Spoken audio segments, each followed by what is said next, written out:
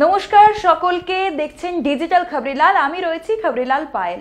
সম্প্রতি মুক্তি পেয়েছে দেবের ছবি প্রধান, এবং এই প্রধানের হাত ধরে ছোট পর্দা থেকে বড় পর্দাতে প্রথমবারের মতো অভিষেক হলো সৌমিত্রিষা কুণ্ডু, অর্থাৎ আমাদের সকলের প্রিয় মিঠাই।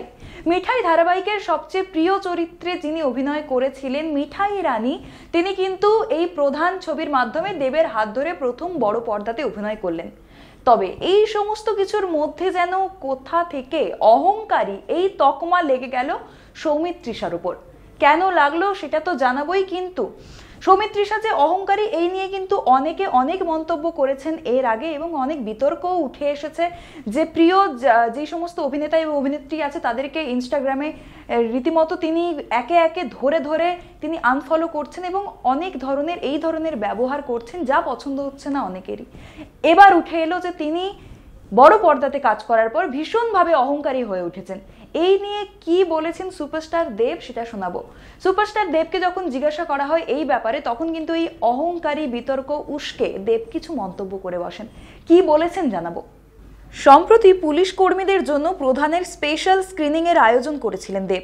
সেখানেই একটি সাক্ষাৎকারে দেব জানান, আমার মনে হয় এটা নিয়ে আমার উত্তর দেওয়া সাজে না। আমার কোনোদিন ওর অহংকার চোখে পড়েনি। ও বরাবর আমার সঙ্গে ভালো আচরণ করে এসেছে। আমার তরফ থেকে ওর জন্য শুভেচ্ছা। প্রত্যেক মানুষের নিজস্ব ভাবনা চিন্তা রয়েছে, বোঝার ক্ষমতাও রয়েছে। আমার মনে হয় আমার সঙ্গে কেমন ব্যবহার করছে সেভাবেই আমি তাকে চিনব, সেটাই তার পরিচয় হওয়া উচিত। এরপর দেব আরও যোগ করেন, সিনিয়র হিসেবে তার কখনোই মনে হয়নি যে তিনি অপমান বোধ করেন সৌমিত্রিষার কথায়। তার মনে হয় কারুর সঙ্গে ঘটে থাকলে সেটা ওর এবং সৌমিত্রিষার ব্যক্তিগত ব্যাপার। তিনি তাকে খুব কম দিনই চেনেন একজন অভিনেত্রী হিসেবে, এবং তিনি সৌমিত্রিষাকে খুব পরিশ্রমী এবং সিনসিয়ার মেয়েও বলেছেন। অহংকারী তকমা এবং তন্নিকে আনফলো করার প্রসঙ্গে এর আগে সৌমিত্রিষা জানিয়েছিলেন, আমরা তো আসা যাওয়ার পথে কত হোঁচট খাই, কত ফলো করি, কত আনফলো করি। বাবা, এত ফেমাস আমি? সত্যি বলছি, আমি জানি না আমি এত ফেমাস। কোনোদিন দেখবো আমি কি খাচ্ছি সেটা নিয়েও নিউজ হয়ে গেছে। আমি তো নিজের স্ট্রাগল বেচবো না, বলবো না আমি এই কষ্ট করেছি ওই কষ্ট করেছি, কোনো দিনই বলবো না। যারা কষ্ট করে এগোয় তাদের জীবনে কখনো অহংকার আসে না। যদিও বিষয়টি প্রথম নয়, সৌমিত্রিষাকে নিয়ে এই বিতর্ক অনেক দিন থেকেই উঠে আসছে। যখন তিনি মিঠাই ধারাবাহিকের তার সহকর্মী তন্নি লাহা তাকে ইনস্টাগ্রামে আনফলো করেন, তখন তন্নি লাহা একটি বেশ বড় সড়ো পোস্ট করেন ইনস্টাগ্রামে এবং বলেন যে হ্যাঁ, মানুষ যখন ছোট থেকে বড় হয়, হুট করে বড় হয়, তখনই ইনস্টাগ্রামে আনফলো করে দেন, বহুদিনের পরিচিত লোকজনদেরও আনফলো করে দেন এবং কোলাবোরেশনগুলো তুলে নেন। তো এই ধরনের অভিযোগ কিন্তু আনতে দেখা যায়। তবে হ্যাঁ, তন্নি লাহা কারুর নাম নিয়ে কিছু বলেন এবং এটা বলেন যে পোস্টটা যার জন্য তার ঠিক গায়ে লাগবে।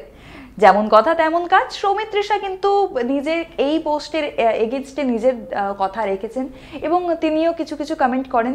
এবং যেটা সবচেয়ে বড় কথা, তিনি কিন্তু বেশ কয়েকটি সাক্ষাৎকারে, বিশেষ করে প্রধানের সুযোগ পাওয়ার পর থেকে, যদিও এখন তিনি কোনো অফার সেইভাবে পাচ্ছেন না, কিন্তু প্রধানের সুযোগ পাওয়ার পর থেকে তিনি যেই সমস্ত সাক্ষাৎকার দিয়েছেন তাতে কিন্তু নেটিজেন সহ সবার কিছুটা মনে হয়েছে যে অহংকার অহংকার ভাব।